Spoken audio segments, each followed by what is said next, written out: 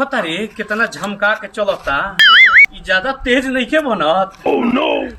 तेज बैगन अरे तेज तो हम आतना होई कि मास्टर हमरा से गणित पढ़त हो।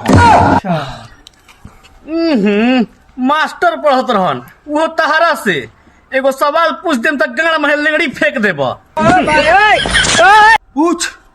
पूछ ली पूछ देख, अगर सवाल के जवाब ना देले तो 4 चट्टी मारे। बाप रे।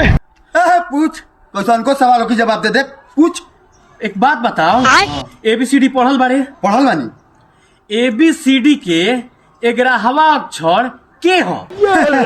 होते छोटा छोटा प्रश्न का हम उत्तर दी। ABCD के 11वां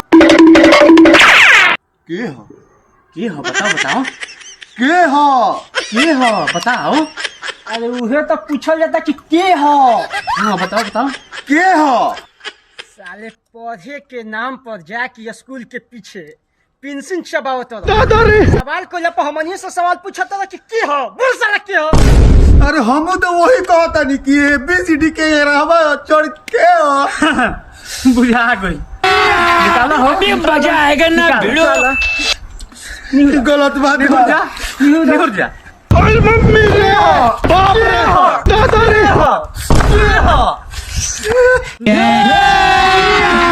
अभी मजा आएगा ना भिड़ो। बुड़बक बने।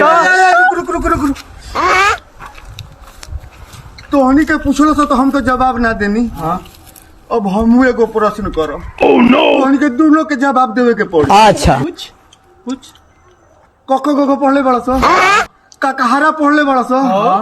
काकहारा के दूसरा अक्षर का हो? अभी मजा आएगा। का बताओ सर। का हो? हाँ पूछा था बताओ सर का हो? तो बताओ तो बा का हो? अरे तो हम तो वही पूछा था नहीं का हो बाबुआ। तो हम ये खाली तेज नहीं खा सर, हम तेज वाली चला।